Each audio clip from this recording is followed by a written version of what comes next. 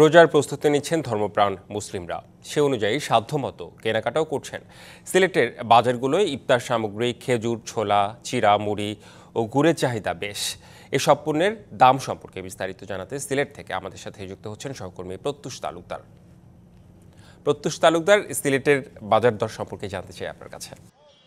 আমি এখন রয়েছি সিলেট নগরীর অন্যতম একটি বাজার রিকাবি বাজারে।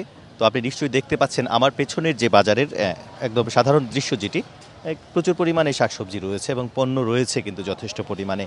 তবে একটু তথ্য দিতে চাই, যেটি হচ্ছে যে সিলেটে রমজান মাসকে সামনে রেখে আসলে মুরগি, মাছ ও মাংসের দাম কিছুটা বেড়েছে।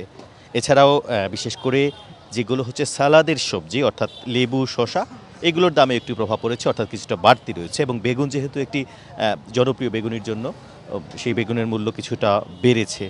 তবে এখন পর্যন্ত স্থিতিশীল রয়েছে খেজুর, ছোলা, চিরামুড়ি ও গুড়ের দাম। তো আমরা আরেকটি বিষয় জানাতে চাই যে ব্রয়লার এবং সোনালী মুরগি কিন্তু এই সপ্তাহে কিছুটা বেড়েছে সিলেটের বাজারে। তো আগের চেয়ে 10 থেকে 20 টাকা গড়ে কিন্তু পিস প্রতি কিংবা কেজি প্রতি বেড়েছে। এছাড়াও গরু এবং খাসির মাংস কিন্তু কিছুটা বেড়েছে। তো সব কিছু মিলিয়ে কিছুটা প্রভাব পড়লেও বড় দাগে আসলে তেমন কোনো প্রভাব পড়েনি। যারা বিক্রেতা রয়েছে তাদের সাথে আমি একটু কথা বলার চেষ্টা করব, আসলে আজকের সবজির বাজারের কি অবস্থা, কিংবা আচ্ছা আজকে তো সবজি প্রচুর আমরা দেখতে পাচ্ছি, ক্রেতাও অনেকটাই কম। সব মিলিয়ে কি পণ্যের দাম বেড়েছে? আপনার কিছু মালের রেট বাড়ছে, আপনার যেটা আপনার রমজান মাসে যেটা বেশি দরকার সেটা আপনার, যেমন লেবু, শসা, টমেটো, এগুলো এখন একটু মোটামুটি রেট একটু বেশি। আপনার যেমন পুদিনা পাতা, লেবু, শসা, মটরশুঁটি, এগুলো একটু রেট বেশি। আপনার লেবু এখন বর্তমানে আপনার 2-3 কোয়ালিটির লেবু আছে আপনার। লিলি হালাল বিউটি সোপ, বিএসটিআই কর্তৃক সনদপ্রাপ্ত দেশের প্রথম হালাল বিউটি সোপ। দীপ্তিময় উজ্জ্বল ত্বকের জন্য।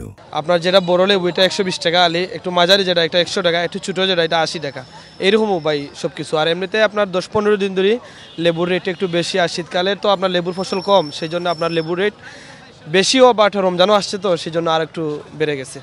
অসংখ্য ধন্যবাদ আপনাকে। নিশ্চয়ই শুনছিলেন আসলে গেল সপ্তাহের তুলনায় কিংবা গত 2 সপ্তাহের তুলনায় কিছুটা বেড়েছে শাকসবজির দাম।